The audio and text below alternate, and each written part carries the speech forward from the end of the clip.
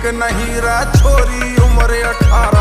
तन पूरी फेमस कर देंगे तेरी खबर छपे अखबारा में अड़ा धूप में धक्के खावे है उड़ा रोज घूमिए थारा में मैं रौंड बठागी रीडूं छोड़ बता कित जागी नज